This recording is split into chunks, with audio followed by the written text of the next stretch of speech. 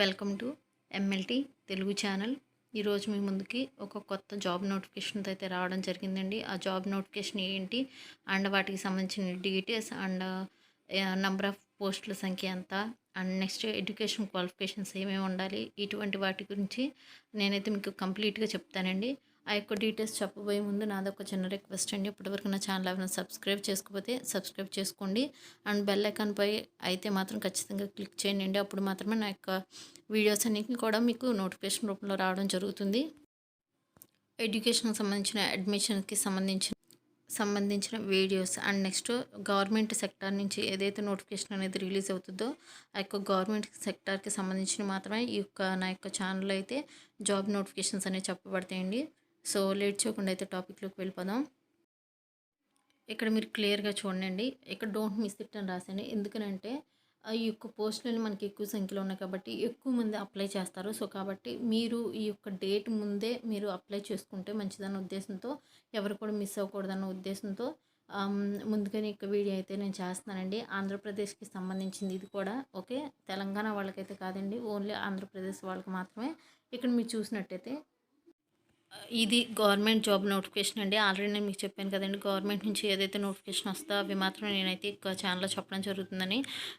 So కాబట్టి ఇక్కడ మీరు చూడండి, ఏ డిస్ట్రిక్ట్కి సంబంధించింది ఏంటి అనేది చూద్దాము. డిఎంహెచ్ఓ నుంచి యొక్క నోటిఫికేషన్ అనేది రిలీజ్ అయింది. అది కూడా గుంటూరు డిస్ట్రిక్ట్కి సంబంధించింది. అండ్ ఇక్కడ ఏమేమి పోస్ట్ వేకెన్సీ అనేది వాళ్ళు ఇచ్చారు అంటే మనకి staff nurse and lab technician, DEO, LGS total పోస్టులు కనుక మనం చూసినట్టయితే ఈ యొక్క కేటగిరీకి సంబంధించి టోటల్గా 324 పోస్టులు అయితే ఉన్నాయండి. ఇక్కడ మనకి ఎడ్యుకేషన్ క్వాలిఫికేషన్స్ కూడా నేను ఇక్కడ ముందే మెన్షన్ చేస్తాను చూడండి. రిమైనింగ్ కంప్లీట్ డీటెయిల్స్ అనే వీడియోలో ఇంకా రిమైనింగ్ చెప్తాను. సో ఫస్ట్ ఏంటంటే ఎడ్యుకేషన్ క్వాలిఫికేషన్ మనకి ఆ యొక్క పోస్ట్ కనుక చూసినట్టయితే 10th class and DMLT, GNM, BSc nursing, degree with PGDCA చేసిన వాళ్ళు ఎవరైతే ఉంటారో వాళ్ళు ఈ యొక్క పోస్టులో అప్లై చేసుకోవచ్చు అని చెప్పి అయితే వాళ్ళు ఇవ్వడం జరిగింది. ఏ పోస్ట్కి ఎటువంటి ఎడ్యుకేషన్ క్వాలిఫికేషన్ ఇచ్చారు అనేది డీటెయిల్గా అయితే ఇప్పుడు మనం చూద్దామండి. And next last date for అప్లికేషన్కి సంబంధించి 30th అంటే 30వ తారీఖు, ఈ యొక్క నెల 30వ తారీఖుతో ఎండ్ అయిపోద్దండి. సో ఈ లోపే ఎవరైనా అప్లై చేయాలనుకుంటే ఈ లోపే అప్లై చేసుకోండి. అది కూడా మీరు 25th 27th కల్లా మీరు అప్లై చేసుకున్నట్టయితే నెక్స్ట్ మీరు ఆ యొక్క పోస్ట్లో పంపాలి కాబట్టి ఆ యొక్క సర్టిఫికేట్స్ ఇవన్నీ కూడా. సో మీకు ముందుగానే ఆ యొక్క 30వ తారీఖు లోపే వెళ్ళడం అనేది జరుగుతుంది. ఒకవేళ లేట్గా అప్లై చేసినట్టయితే పోస్ట్లో మనకి వెళ్ళాలంటే కొంచెం కష్టం అవుతుంది. మనం ఏదైతే పోస్ట్లో పంపామో ఆ పోస్ట్లో పంపిణీ లేట్గా మనం పంపినట్టయితే దానికి వాళ్ళు ఎటువంటి బాధ్యత వహించమని కూడా వాళ్ళు ముందే మెన్షన్ చేశారు. ఓకే, సో కాబట్టి ఎవరైతే ఈ పోస్టులకి అప్లై చేయాలనుకుంటున్నారో సో వాళ్ళందరూ కూడా అప్లై చేసుకోండి. అండ్ ఇది ఒక మంచి అవకాశం అని చెప్పుకోవచ్చు, 324 పోస్టులు అనేవి. ఓకే, అండ్ లేట్ చేయకుండా టాపిక్లోకి అయితే వెళ్ళిపోదామండి. పత్రికా ప్రకటన ఇది అఫీషియల్గా అనౌన్స్ చేస్తుందండి. సో కాబట్టి మీకు ఈ రూపంలో రావడం అయితే జరుగుతుంది.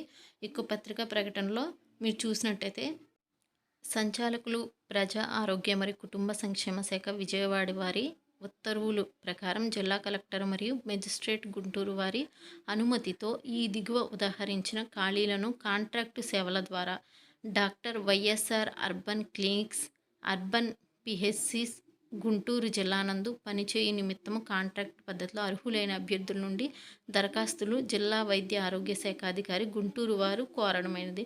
అంటే ఇక్కడ మీరు చూసినట్టయితేనండి, ఇది కాంట్రాక్ట్ సేవల ద్వారా అని మాత్రం వాళ్ళు ముందే మెన్షన్ చేస్తారు. అంటే గవర్నమెంట్ సెక్టారే కానీ కాంట్రాక్ట్ పద్ధతిలో అయితే తీయడం జరుగుతుంది. ఇందులో ఎన్ని కాంట్రాక్ట్ పద్ధతి, ఇందులో కొన్ని అవుట్సోర్సింగ్ పద్ధతి కూడా ఇచ్చారు. అవుట్సోర్సింగ్ పద్ధతి ఏంటి అనేది అయితే మీకు ఇప్పుడు నేను క్లియర్గా చెప్తాను చూడండి.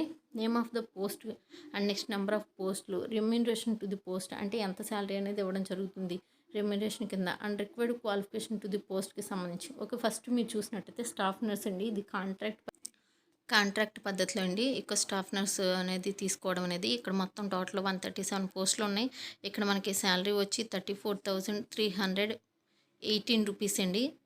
సో కాబట్టి ఏంటంటే 34,318 రూపాయలు అనేది వీళ్ళు ఇక్కడ స్టాఫ్ నర్స్కి శాలరీ పరంగా ఇవ్వడం అయితే జరుగుతుంది రెమ్యూనరేషన్గా. ఇక్కడ మీరు రిక్వైర్డ్ క్వాలిఫికేషన్ వాళ్ళు అడిగింది ఏంటంటే general nursing and midwifery course చేసి ఉండాలి, లేదు అంటే BSc nursing from government recognised nursing institute must be recognised in the AP nursing council. వీళ్ళు ఏవైతే అడుగుతున్నారో చూసారండి, ఆ యొక్క ఎడ్యుకేషన్ క్వాలిఫికేషన్స్ అనేవి ఖచ్చితంగా ఉండాలి. అండ్ నెక్స్ట్ సెకండ్ ఇది గనుక మనం చూసినట్టయితే ల్యాబ్ టెక్నీషియన్స్‌కి సంబంధించండి. ఇది కూడా కాంట్రాక్ట్ పద్ధతిలో తీయడం జరిగింది. ఇక్కడ మనకు పోస్టులు చూసినట్టు 47 ఉన్నాయి.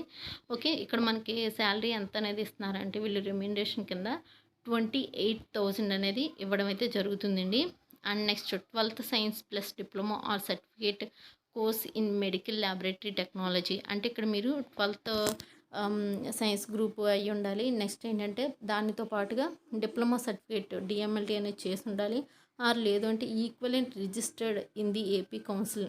దానికి సమానంగా ఉన్న inter vocational with 1 year apprenticeship from government institute. 1 year మనకి అప్రెంటిస్‌షిప్ అనేది ఉండాలి. అండ్ ఇంటర్మీడియట్‌లో వొకేషనల్ చేసిన వాళ్ళు అయ్యి ఉండాలి. ఓకే. ఈ 2 ఉన్న వాళ్ళని కూడా తీసుకోవడం జరుగుతుంది. అండ్ నెక్స్ట్ చూడండి డీఈఓ అవుట్ సోర్సింగ్ అండి. డీఈఓ పోస్ట్ అనేది ఎలా తీసుకుంటారంటే అవుట్ సోర్సింగ్ పద్ధతిలో. అండ్ ఇక్కడ మనకి టోటల్ 69 పోస్టులు ఉన్నాయి.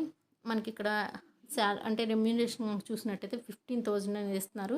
ఇక్కడ వాళ్ళు అడిగిన క్వాలిఫికేషన్ డిగ్రీ విత్ పీజీడీసీ అనేది చేసి ఉండాలని చెప్పి అంటున్నారు. ఓకే. నెక్స్ట్ ఎల్జీఎస్ ఇది కూడా మనకి అవుట్ సోర్సింగ్ పద్ధతే. 71 నెంబర్ ఆఫ్ పోస్టులు అండి. అండ్ నెక్స్ట్ 12,000 రూపీస్ అనేది వీళ్ళు పే చేయడం జరుగుతుంది రెమ్యూనరేషన్ కింద. 10th class are equivalent qualification అనేది అడుగుతున్నారు.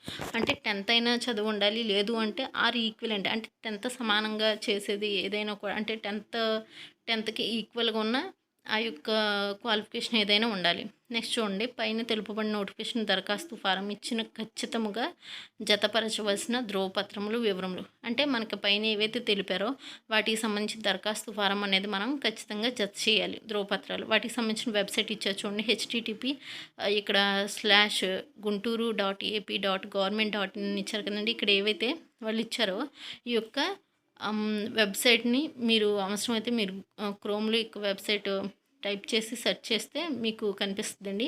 ఇక్కడ మనకి ఈ యొక్క వెబ్సైట్ నందు పొందుపరచడం అయిందని వాళ్ళు ముందుగానే మెన్షన్ చేస్తున్నారు. అండ్ నెక్స్ట్ దరఖాస్తు drop box or register post with ACK.DUE ఈ కార్యాలయం నందు 30/9/2021 తేదీ సాయంత్రం 5 గంటల వరకు స్వీకరించబడును. తదుపరి ఎటువంటి దరఖాస్తు స్వీకరించబడవు. అంటే మీకు మనం పోస్టల్ ద్వారా అయినా పంపొచ్చు, లేదంటే డ్రాప్ బాక్స్ ద్వారా అయినా పంపొచ్చు. ఓకే. ఈ 2 వాటిలో కూడా ఏంటంటే మనకి 30/9/2021 సాయంత్రం 5 గంటల లోపు అయితే పంపాలి అని చెప్తున్నారు. ఇన్ కేస్ లేట్గా పంపితే వారికి ఎటువంటి సంబంధము లేదని కూడా వాళ్ళైతే ముందే మెన్షన్ చేస్తున్నారు. ఓకే.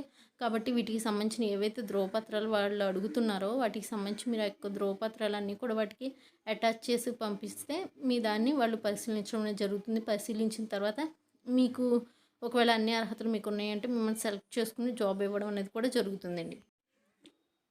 ఏవైతే మనకి మీరు ఫస్ట్ ఆ వెబ్సైట్‌ని చూడండి. చూసి ఆ యొక్క వెబ్సైట్ మీరు క్రోమ్‌లో టైప్ చేసి ఎంటర్ బటన్ క్లిక్ చేసినట్టయితే ఆ యొక్క వెబ్సైట్ అనేది ఓపెన్ అవుతుందండి. ఓపెన్ అయిన తర్వాత మీరు అందులో మనకి ఏ సర్టిఫికేట్స్ అడుగుతున్నారో అవన్నీ కూడా చూడండి. ఆ సర్టిఫికేట్స్ అన్ని కూడా జతపరచండి.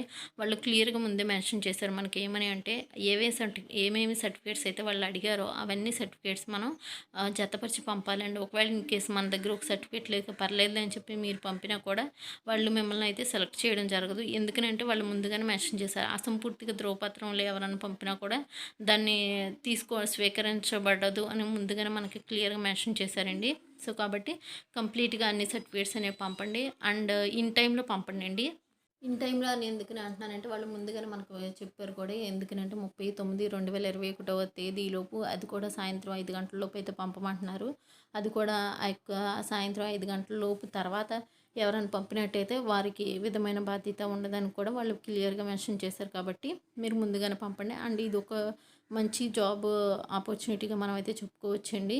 సో ఎక్కువ పోస్టులు తీయడం కూడా.